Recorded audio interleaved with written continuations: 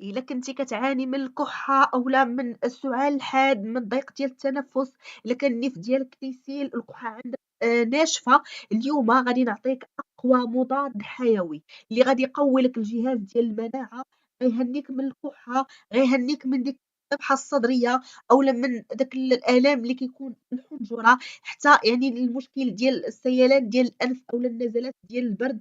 هاد الوصفة من أقوى صراحة الوصفات اللي غادي تجربوا. الوصفة ديال التمر 3 ديال الحبات ديال التمر غادي تهنيكم من الفيروسات اللي تقدر يعني تصيب لكم المناعة ديالكم. هاد الوصفة تأتاكي لكم يعني الفيروسات اللي يعني كتدخل لكم الجسم ديالكم. هذه من أروع صراحة الوصفات اللي غتجربوا، وصفة سهلة وبسيطة وغير من المنزل ديالكم، يعني وصفة غير مكلفة سهلة وغادي تحضروها في 10 ديال الدقائق. وصفة غادي تناولوها وغتشوفوا الجسم ديالكم يعني كيفاش غادي يحارب دوك الفيروسات. غادي الناس اللي عندهم الكحة من أول يوم غتحسوا بديك الكحة كلها زالت وديك التعفنات كلها غادي تحيد بإذن الله. غادي نبداو على بركة الله الوصفة ديالنا. ما تنساونيش احبابي واحد لايك للفيديو، وكذلك بارطاجيو هذا الفيديو ماكسيموم باش يوصل أكبر عدد من الناس. وغادي نبداو على بركة الله. صراحة هذه من بين الوصفات اللي كنعتمدهم بزاف، خصوصا يعني إلى ضربني البرد، إلى تروحت، إلى مهم جاتني الكحة، هذه هي الوصفة اللي كنعتمدها وبزاف، ومن بين الوصفات يعني اللي كنبارطاجيهم معكم دائما. غادي نبداو على بركة الله. كيف ما شفتوا معايا عندنا أول مكون اللي هو التمر. التمر كتاخدوا واحد 3 ديال الحبات ديال التمر كيف ما شفتوا معايا اللي كنحيدوا ليهم ديك النواة ديالهم. من بعد غادي ناخدو الحلبة. المكون الثاني اللي هو الحلبة أولا البذور ديال الحلبة اللي كنكونوا منقينها من قبل بطبيعة الحال. كناخدوها حتى هي كنديروا ملعقة كبيرة كما كتشوفوا معايا. وصراحة هاد الوصفة راني غادي نديرها لأن تروحت شوية وغادي نديرها والحمد لله يعني ملي كنديرها كنحس بواحد التحسن اللي كبير وكبير بزاف. المهم هنا كما شفتوا معايا خدينا الحلبة ثاني مكون. ثالث مكون اللي هو الشريحة أولا التين المجفف. التين المجفف كيف ما كتعرفوا أنه من بين يعني المكونات اللي كترفع لينا الجهاز المناعي ديالنا، مزيانة للذات ديالنا، فيها بزاف ديال الفيتامينات، بزاف ديال الفوائد اللي كتخلي الذات ديالنا قوية وما يعني كتحارب لينا أي فيروس يعني تخليها. بالنسبة يعني للشريحة إلا كانت كبيرة كديروا واحد 3 د الحبات ديال الشريحة أولا ديال التين حتى ل4. إلا كانت صغيرة يعني كتزيدوا شوية الكمية كيف ما كتشوفوا معايا هنايا في الفيديو.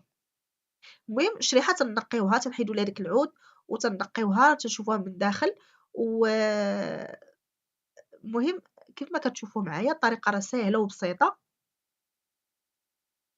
من بعد غادي نضيفوها على دوك المكونات. وغادي دابا ندوزو تشوفوا معايا الطريقة ديال التحضير ديال هاد الوصفة.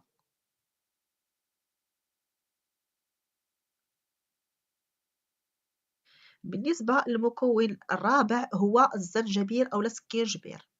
السكينجبير من بين يعني المكونات اللي مزيانة بزاف للذات ديالنا لأنه تيحارب لينا كاع دوك البكتيريا الفيروسات، تيقوي لينا حتى هو المناعة ديالنا لأنه تيمتاز بزاف ديال الفوائد كيف ما تتعرفوا. غناخدو غير واحد الطريف صغير يعني واحد القطعة صغيرة كيف ما كتشوفوا معايا يعني ما كنكتروش، وغادي نقشروه وغادي نضيفوه على دوك المكونات. بالنسبة للناس اللي عندهم الحلق ديالهم ملتهب، الناس اللي عندهم الصدر ديالهم عامر، بالنسبة للزنجبير أو لهاد الوصفة بصفة عامة راها زوينة لأنها كتحيد هذاك الميكروب اللي كيكون في الصدر من كتخوي ديك الرئتين. و هاد الوصفة ما كتخليش الكحة بصفة نهائية، حتى أنها يعني كتخفف من ديك الكحة اللي كتكون كتيرة. الناس اللي كيكونوا كيكحوا بزاف حتى الراس ديالهم تيوجعهم، هاد الوصفة راها زوينة. كناخدو واحد المهم كتاخدو إناء كاسرونة أولا شي أي حاجة عندكم كديروا فيها هاد المكونات كيف ما كتشوفوا معايا بهاد الشكل هذا.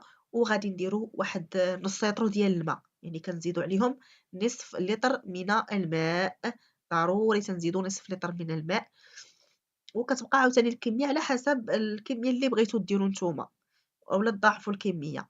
المهم هاد الوصفة كنديروها 10 دقائق، 10 دقائق يعني على النار كتكون واجدة.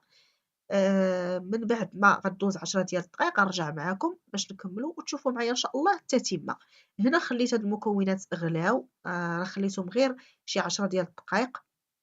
دابا غادي من بعد تطفيو عليهم النار ملي كدوز 10 ديال الدقائق، وكتخليو هذا المشروب حتى كيولي دافي، يعني ما كيكونش سخون بزاف، حتى يعني كيولي دافي. وعاد تتخويو واحد الكاس، هانتوما كي كتشوفوا معايا، يعني غتناولوا كاس قبل الفطور، كاس قبل الغدا، كاس قبل العشاء اولا قبل ما تنعسوا.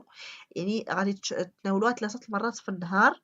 وصفة زوينة، يعني الا درتوها راه داكشي اللي غيبقى غتحتفظوا به، ماشي غادي ترميوه، راه كتبقاو كتشربوا منه. بالنسبة للكمية كتشربوا كاس كيف ما كتشوفوا معايا، كاس هذا بحال ديال اتاي. من بعد شنو غادي نضيفوا على هذا الكاس؟ كتضيفوا عليه معلقة ديال العسل، يستحسن يكون طبيعي ديال النحل، إلا ما كانش ممكن تستغناو عليه، يعني ماشي ضروري ولكن إلا كان يستحسن لأن العسل مزيان بزاف. كنديرو معلقة ديال العسل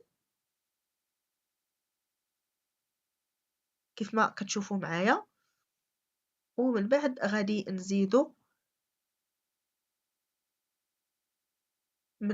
نزيدو، واحد الملعقة تقريبا كبيرة ديال عصير الليمون أولا الحامض، غادي نضيفوها على هاد هاد المشروب. بالنسبة للناس اللي ما تيبغيوش الحامض، مثلا كتضرهم المعدة ولا شي حاجة، ممكن ما ديروش، ممكن ما تضيفوش، يعني المشروب كافي وحده، راه كافي وكيعطي يعني واحد النتيجة فعالة في علاج الكحة، في علاج يعني الالتهاب ديال الحلق، كاع المشاكل ديال الجهاز التنفسي والبرد اللي كيكون ضارب الصدر. يعني زوينة بزاف هاد الوصفة. صافي كيف ما قلت لكم راه كتناولوها 3 المرات في اليوم، زوينة بزاف. من أول يوم غتحسوا بواحد التحسن، خصوصا إلا شربتوا واحد الكاس دافي قبل النوم. يعني ملي تبغيو تشربوا هاد الوصفة، إلا كان داك الوصفة باردة، يعني كنتو شربتوا منها ووصل الوقت اللي غتشربوا منها عاوتاني، دفيوها، ضروري غدفيوها غادي تناولوها إن شاء الله. من أحسن كيف ما قلت لكم تناولوها قبل النوم، يعني قبل ما تدخلوا في الفراش ديالكم، تشربوا واحد الكاس وتغطاو وتنعسوا. راه وصفة زوينة وغتحسوا بالتحسن كيف ما قلت لكم من أول يوم غادي تستعملوا هذه الوصفة، زوينة بزاف. نتمنى إن شاء الله الوصفة هذه تنال الإعجاب ديالكم، والله يشافي الجميع. وما تنساوش تخليو لي الآراء ديالكم والتجارب ديالكم أسفل الفيديو. إلا بغيتوا شي وصفة مرحبا خليوها لي في التعليقات إن شاء الله نشاركها معاكم. وفي أمان الله.